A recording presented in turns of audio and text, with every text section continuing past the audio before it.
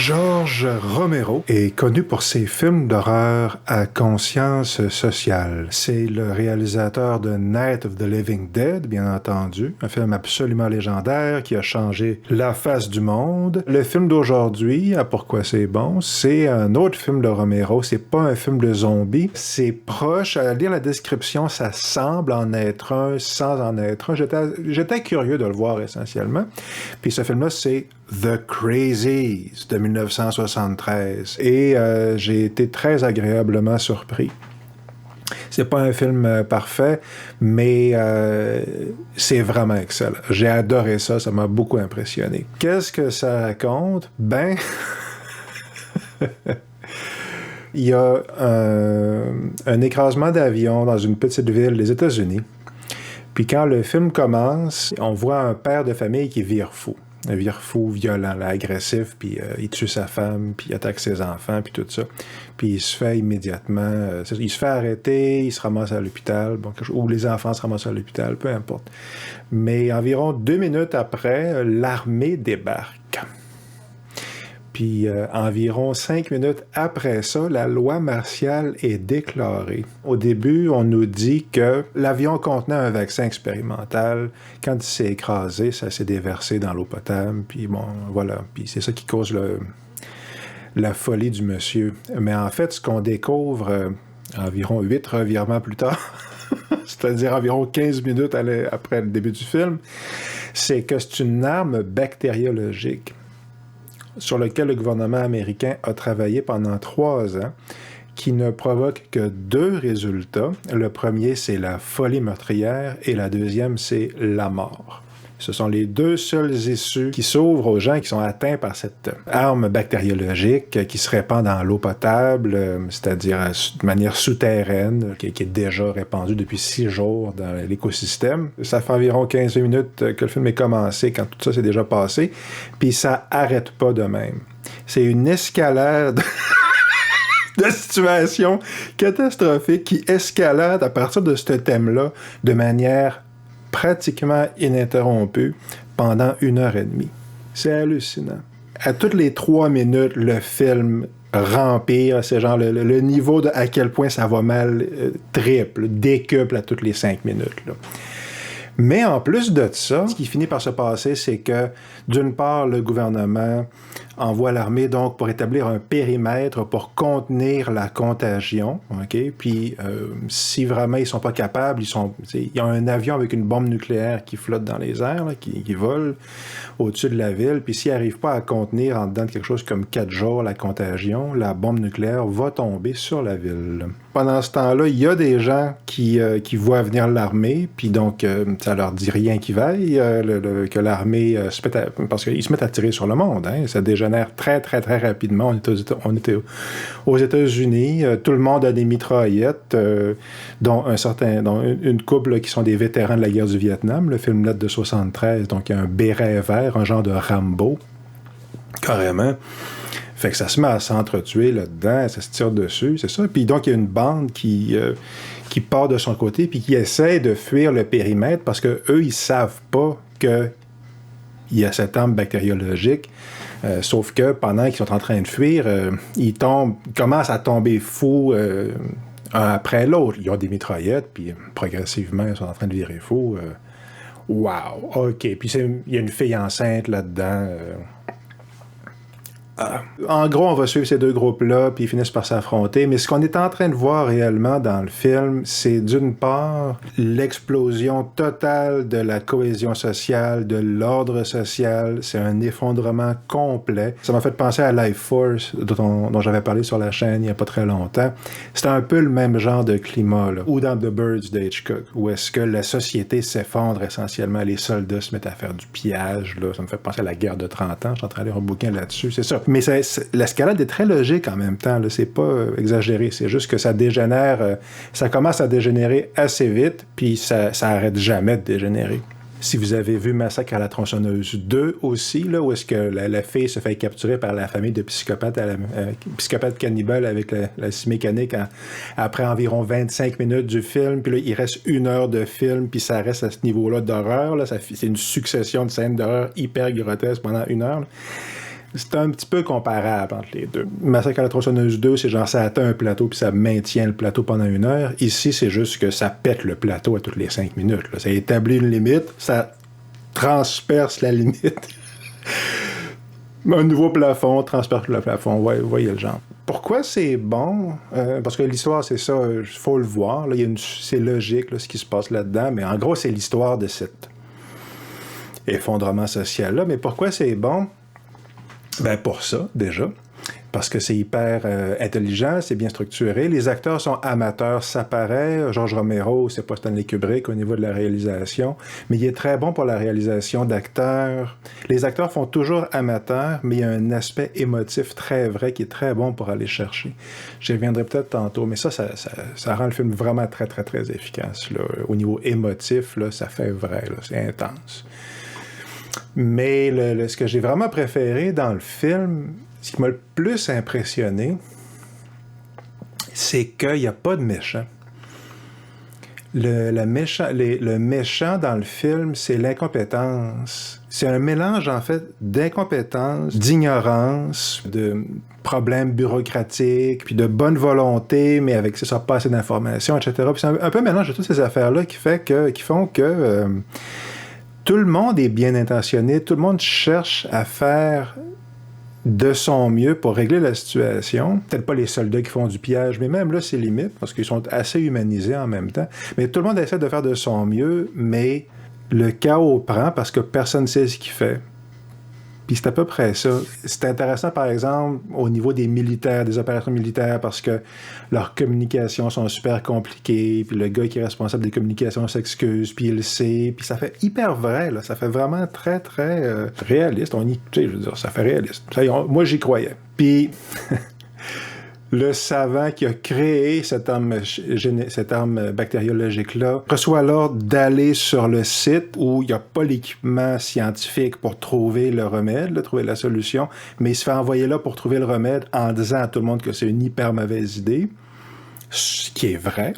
Mais il a reçu l'ordre d'y aller, puis parce que quelqu'un, quelque part, a reçu cet ordre-là, puis on voit un peu tout ce monde-là, plus ou moins, il faut qu'il y aille, puis finalement, il fait de son mieux rendu sur place, mais justement, il y a des problèmes de communication, puis c'est comme une vue d'ensemble de à quel point tout le système social, si on veut, l'armée, les institutions, la police, mais aussi juste les gens ordinaires, à quel point tout ça est dysfonctionnel, finalement.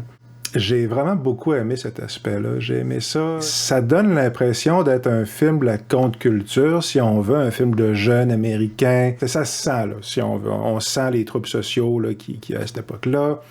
Richard Nixon apparaît dans le film, ça c'est assez intéressant. Bon. Mais il n'y a pas de condamnation. Même le système en tant que tel n'est pas condamné. C'est juste qu'il est présenté comme un truc complètement absurde, qui ne peut pas fonctionner, puis qui est absolument incapable de gérer cette crise-là. Puis c'est ça le spectacle du film. Puis ça devient tellement ça que, en toute franchise, à la fin, quand le générique final a embarqué, je suis parti à rire à cause de la chanson qu'ils ont choisie. Je me demande même si c'est pas intentionnel. Parce qu'on sait que Romero, quand il a fait Dawn of the Dead, il avait tourné une séquence de bataille de tarte à la crème là, à la fin, là, avec les zombies dans le centre d'achat. Bon. Donc, fait que l'humour est souvent pas si loin que ça dans ces films, en fait. Puis je sais pas, donc, si dans ce film-là, dans The Crazies, est-ce que c'est une comédie noire, en quelque part? À la fin du film, la question se pose. Mais c'est vraiment juste au générique là, que je suis parti à rire. Puis peut-être dans le dernier 30 secondes, là, dernière minute, parce que le chemin pour se rendre jusque-là est par moments assez horrible. Et je dois admettre qu'il y a au moins une passe où je me suis dit qu'il était allé trop loin. C'est un peu normal si on si on part du principe que tout le principe de Not a Living Dead, qui a beaucoup de points de comparaison avec ce film-là, même au niveau des thèmes que je viens d'aborder, je pense qu'il y a probablement des comparaisons qu'on peut faire, mais c'est un film transgressif. C'est un film qui dit voici justement la limite du socialement acceptable et du bon goût, OK? Puis lui, il va 3 kilomètres plus loin. La galaxie après, là, il défonce complètement cette barrière-là. C'est beaucoup ça que c'est, Night of the Living Dead. Fait que là-dedans, il fait la même chose, mais c'est ça. Je veux dire, quand on part du principe que artistiquement, on va transgresser les limites, ben ça se peut qu'on aille trop loin, justement. Puis je pense que ça arrive ici. Là. Je ne dirais pas c'est quoi la passe, vous le regarderez, vous verrez bien peut-être que ce que je veux dire, mais c'est ça. Il y a une scène en particulier où j'ai fait le non, ça c'est trop, là. Bon, je veux dire...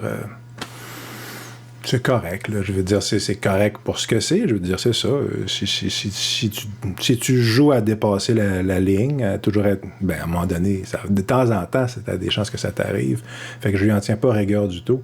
D'autant plus qu'il y a vraiment, vraiment clairement le cœur à la bonne place, George Romero. Puis dans les films subséquents, je vais finir là-dessus, dans Dawn of the Dead, puis certainement dans Day of the Dead, le message social devient... quasiment trop évident. Bon, Dawn of the Dead, c'est un chef-d'œuvre, d'une certaine manière, c'est un classique absolu et total, puis c'est à cause de cette histoire-là de centre d'achat. Mais rendu à ce stade-là, puis dans plusieurs de ses films subséquents, celui aussi qui se passe dans la cité privée là, avec Dennis Hopper, quoi que là, j'ai super gros aimé celui-là. C'est clairement des films qui ont l'air d'avoir été écrits comme des films à message. Okay, c'est genre, oui, OK, le consumérisme et les zombies, les militaires et les zombies, le zombisme comme métaphore de la gentrification, ce genre d'affaires-là. Tandis que dans The Crazies, ouais, c'est le récit de l'effondrement social, mais aussi de l'absence totale de compétences de qui que ce soit dans cette société-là. C'est pas juste qu'ils sont pas compétents, parce qu'il y a des gens compétents, mais ça ne change rien. Ça donne rien. Le film est bourré, en fait, de gens compétents. Un savant, c'est ça, les scientifiques, certains militaires, même le policier, mais ça change rien parce que c'est trop le bordel, c'est trop le chaos, la communication marche pas. L'autre film auquel ça m'a fait penser, c'est Bridge Too Far, là, où est-ce que c'est sur... Bridge Too Far, c'est un épisode historique réel, puis c'est une opération militaire qui s'est passée à peu près comme ça. Où est-ce que tout va mal tout le temps. Là. Ça devient rigolo à un moment donné. Là. Bon. Un de mes films préférés, Bridge Too Far. Puis apparemment, dans l'armée, moi, j'ai pas fait l'armée, là, mais apparemment, c'est pas inhabituel. Là. Ce que je disais, c'est que Romero a le cœur à la bonne place, puis là-dedans, il y a un message très fort, puis un portrait... Il y a quelque chose de vrai qui est exprimé, puis c'est clairement le but, mais j'ai pas eu l'impression en regardant ça de regarder un film à message, dans le sens où il s'est assis puis il a dit là, je suis réputé comme un cinéaste à message, il faut que j'en trouve un. Puis dans ces films subséquents, même si je les trouve bons, puis même si j'aime ça, puis c'est un gars vraiment très sympathique, là, Romero, puis c'est un gars légendaire, puis je n'ai que des bonnes choses à dire de Romero, essentiellement. Mais il m'est arrivé assez souvent de me dire que c'était fait quand même un petit peu... c'est comme on lui avait tellement dit qu'il était un cinéaste engagé qu'il avait décidé que, je vais faire ça d'abord, tu sais. Puis il était sincère, mais il y avait un côté un tout petit peu proche d'artificiel là, dans la manière dont il traitait les affaires des fois. C'était juste un peu plus évident, là, un peu plus... Tandis que là-dedans, il n'y a pas ça. Fait que ce mélange-là d'escalade, de chaos, puis de revirement, puis de révélation, puis de personnages souvent très, très, très plausibles, puis de nombreux moments émotivement là, vraiment bouleversants et déchirants. Là. C'est ça, Romero, à beaucoup de points de vue, c'est pas un réalisateur habile, honnêtement. Mais à d'autres points de vue, c'est un grand maître. Puis c'est un grand maître, je pense, à cause de ça, à cause de ces détails-là de véracité émotive, là, de genre, qu'est-ce qu'un gars dit quand c'est fait tirer dessus, puis ça déchire l'intérieur d'entendre ça, là, ou des commentaires, tu sais...